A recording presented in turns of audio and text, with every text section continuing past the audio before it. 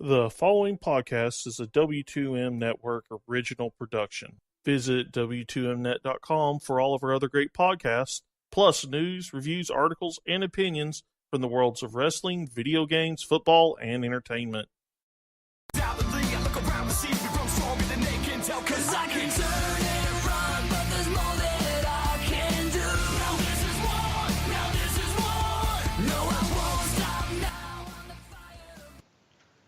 Hello and welcome to the Wrestling to the Max WWE 205 live review for August 29, 2017. I am your host, Sean and Garmer, and here with me is Mr. Gary Vaughan. What is up, folks? Harry has got the night off as he and the guys are supposed to be doing Mae Young Classic reviews, but apparently something came up, so hey, we're filling in anyway, and next week it'll be Harry and Paul doing it because Gary and I got to do the NFL season preview. So you'll hear Gary and Paul like you heard last week doing 205 Live and SmackDown. So we're interchanging here. But of course, this 205 Live. Maybe a little better than the SmackDown we just talked about, but I wouldn't say much better. Of course, this was centered around the Enzo Amore wrestling debut that happens in the main event.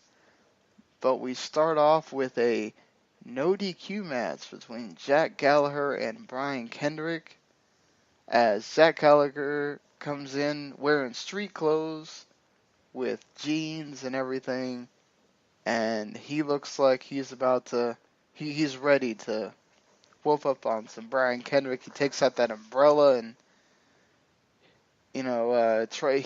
Kendrick takes out the umbrella. Gallagher makes him miss, hits the headbutt, then he whacks him with the umbrella. They go over the barricade. They start using the announce table. They get a kendo stick involved. I enjoyed this match. It was a good match. Kendrick got the ring bell in here and hits a DDT on it. And then he used the kendo stick to turn it into a captain's hook, and the referee stops the match. I love the fact that they were pissed. They played the video to show the story for this, and Kendrick was serious, and I enjoyed this. It made this a good opening segment. Yeah, I did. What's kind of fun is Jack Gallagher is more refined. He's supposed to be that guy. He's more into being a gentleman and having a good old clean fight. And putting him in this realm is almost funny, but at the same time, way entertaining. And to see a lot of these big things that he did on this show, I mean, it's kind of good to see him beat down Kendrick with a weapon, and do something that you usually wouldn't see him do, right? And for him to be as aggressive as he is in this, match, it brings out something that I think a lot of people want to see out of Jack Gallagher. And on the flip side of that coin, Brian Kendrick just does a wonderful job being the heel, just really getting, the crowd's attention by some of the dastardly deeds that he does, and really, once again, finding a way to pull off a victory in a match that really he probably would not have won unless he used something else to get his victory. And, he used the ring bell to do it here on this one, and that's fine. I think it's creative. I kind of liked it. I thought it was something I don't see all the time. So very happy with the ending of this match. I think overall, a decent bout here. I'm kind of curious where they go from here. But, Kendrick gets to stand tall. Yeah, Jack Gallagher did get busted open, so that might have led them to having to do it quick. But still a really good match. Still a good match to start the show off, and kind of started things off with a bang, but then it kind of petered off. Mm-hmm. After that, again, I should mention this is building up to Enzo's first match on 205 Live. You have the heels doing a promo with Noam Dar, Tony Nese, and Drew Gulak. Noam Dar talks about his night out. You have Drew Gulak talking about how he's still petitioning out there for a better 205 Live. and they talk about how Enzo is not welcome. Tony Nese kind of shrugs it off. He's sitting there counting his abs, which I laughed at, and he's saying that he's got the body, he's got the look. Enzo's just nothing, not on his level, and Gulak kind of. This is all kind of disjointed. So like when Gulak comes in, I almost feel like he's sort of trying to understand that, hey, let's just end this thing already. This has kind of been a weird match 6-7. He's kind of like, this is going to be Enzo's last match on 205. It is weird, right? But at the same point, I think it's kind of funny because all the personalities are so much different than the other. And that brings up just a great mixture that is just awkward feeling, but at the same time, very comical. So I'll say that I really kind of enjoyed this. I think that they did a good job setting us up and having us understand really, what these guys are thinking about going into this big match and seeing kind of the mindsets of each guy. So I think, it was definitely worth the time. And as silly as it was, I think it kind of helps. I feel like all three of those guys are kind of enjoying themselves a lot more now because you have Tony Nese kind of doing a character that sort of suits him. You have Noam Dar kind of being more like himself. I mean, not that he wasn't with Alicia Fox, but that kind of stuff just really ran its course, and I feel like he's kind of starting to just be able to do what he does. And then Drew Gulak has really embraced that role, I feel. Yeah. So, it all works. It does, and it's important for these guys to have those roles, to have those personalities. And you mentioned Gulak. I mean, he does a perfect politician. He just plays that so well, a public figure. I see him and really kind of think to myself, wow, sometimes I wouldn't even know that he was a wrestler until he does it because he's such a good, like political speaker, if you want to say it that way. He kind of has that gist about him and just that straight, But you wouldn't have ever thought that when he first came, where he's just a super serious guy that wrestled. But then he started that character, and they've kind of been lacking with that storyline for a while now after the Mustafa Ali beat him. But at least he still gets to cut promos, and that helps him. Oh, definitely. And even Tony Nese in this mix just makes me happy. There's something about the guy, not the best promo cutter, but he just makes me happy. Speaking of cutting promos, the Face is also good at backstage promo here as well, where Enzo's talking to Cedric Alexander, Graham Metalik, and he says he's here to stay and he wants to be a player coach. And Cedric reminds him that, hey, look, we've been doing this since day one. Metalik agrees by nodding, and they aren't really that happy to be having a tag with Enzo. But the match happens, Enzo comes out, does his thing, making fun of Noam Dar, making fun of Tony Nese, calling him Captain Underpants. And then he says, hey, we're not to take you away from your Chip and Dale's job you got to do, but we're here to whoop some ass. This match was fine. You had some big dives and whatever, and you got the tease Enzo doing it, but then he gets hit. Nese winds up actually losing to Enzo, rolling him up and then putting his feet on the ropes to get the win. You kind of figured that the face team would win here, but Enzo caused he was being a bit of a heel throughout this match. He's distracting the ref and doing all these other stuff. Yeah, he's playing that area that he kind of played at times when he was with Big Cass of, I'm a good guy, but man, I'll do anything it takes to win, even if it's to be a bad guy. And that's what he's got going here in this process. And I think that what they've got in this situation is not too terrible, but the way that they've got a lot of these heels on this roster, which we'll talk about. Well, I mean, and Enzo isn't the best wrestler either, so that kind of ties into that too. Yeah, it does. But a lot of these heels on the roster are kind of at the same point, they're heelish, but they're also kind of fan favorites in a way. And I think you could kind of slide Enzo in that or kind of keep him out of it. It doesn't matter. But in the end, Enzo is kind of annoying. Enzo's kind of one of these guys that people want to see something different. And hopefully this gives it to him. But right now, he's got to be that guy. And hopefully he gets the eyes on 205 Live, I think, like they want.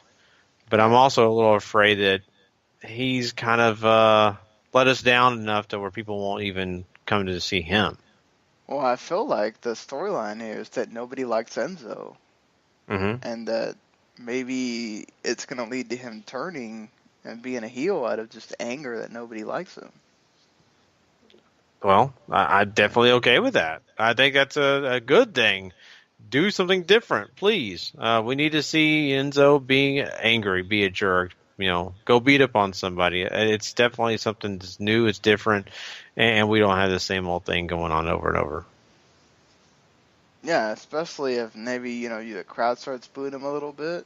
I think that's perfect for him to turn and just turn on the crowd and say, hey, I went out here and did this for you, and you booed me, and the locker room didn't accept me, and all this stuff. I mean, there's ways they can go about it. It would be interesting if they decided to go that route. Of course, he could also get sympathy for that as well, but we'll Yeah. see what they decide to do. The other storyline that got advanced here is the Rich Swann and TJP, which they've been doing a pretty good job with it. Of course, TJP is injured. He's on crutches. He's out on commentary.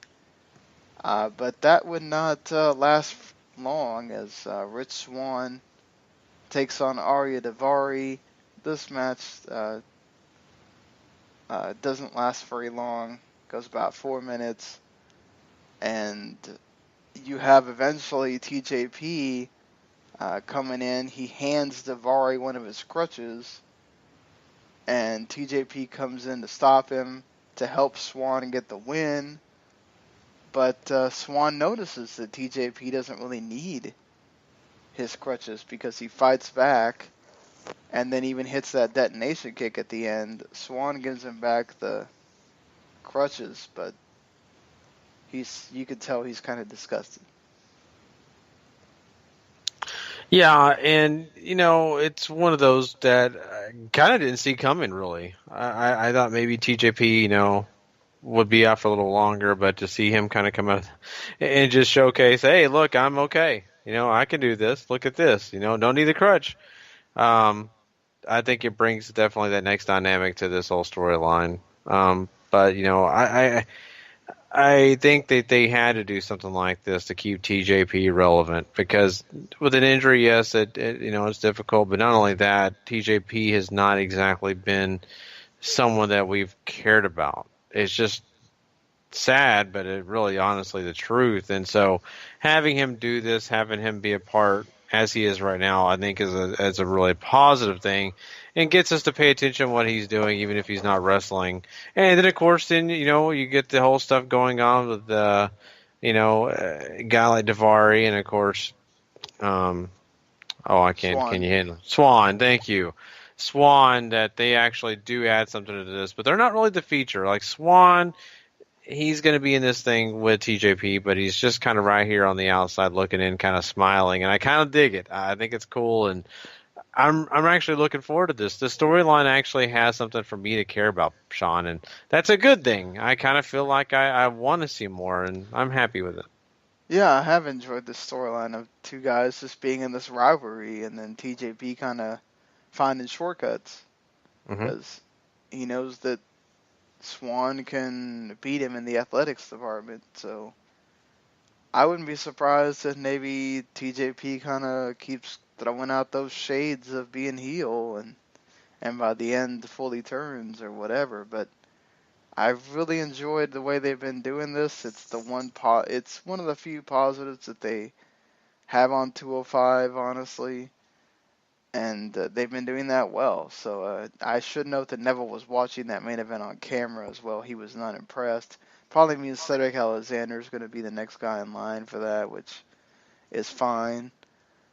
I felt like that probably would have been something with them eventually, But yeah, TJP, Rich Swann, have been enjoying that. Kendrick and Gallagher's gotten better. And, the main event is what it is. They're trying to move Enzo along here, and they're doing a decent job of that. Yeah. Yeah, it's not too bad. And you got to get Enzo acclimated. That's what they're trying to do. And I like the idea of making Enzo feel like he's the unwanted guy in the room. And I think it works and makes us actually find something new to dwell on when it comes to Enzo compared to the same old shtick he comes out with all the time. And then when you're talking about Cedric Alexander and, maybe him being the next guy to run for that cruiserweight title, very happy with that. I like that. I think it's a good idea. I think that Cedric Alexander has been waiting around for something like this, and it seems like it's getting closer to time, which makes me very happy. Exactly. Cedric Alexander deserves it. He's been really good on 205. Happy to see him have that chance. Hopefully Grand Metalik gets a chance too. Now he's been featured more. But, Enzo, it doesn't matter if you're the realest guy in the room. If no one likes you, who cares? So, yeah, right there. That's going to do it for us talking 205 Live here for this week. Again, I should mention that neither Gary or I will be here for the 205 Live next week, so Paul and Harry will be taking the hosting duties, hopefully. If not, who knows? But that's the only rotation we have. We don't, if it's not either one of us, it's Paul or Harry, and that's it. That's just between four people. Somebody's got to do it. But we do enjoy doing these for you. Hopefully you enjoy what you hear, and you want to hit a subscribe on the Wrestling to the Max, or you hit subscribe to that entire WTM network to get even more, not just the wrestling content, but everything else that we bring you. If you do just enjoy the wrestling content, there's a lot out there for you. You have Paul and Gary with the Raw review. You have our WTM 262 Part 1 episode, where we talked about the Mike Kanellis rehab, the ROH TV review for the week, and of course more stuff. And then, we did SmackDown as well. So even though that wasn't the greatest show in the world, you can hear us talk about that. And of course, look forward to that Part 2 episode with at least GFW and Lucha Underground reviews, and then whatever else is going on. So, thank you for listening, whether you listen on WTMnet.com, YouTube, Spreaker, TuneIn, iTunes, Stitcher, 4mania.com, Last Word on ProWrestling.com, wherever it is, listen, Blog Talk Radio. We appreciate it, and we'll see you here next week.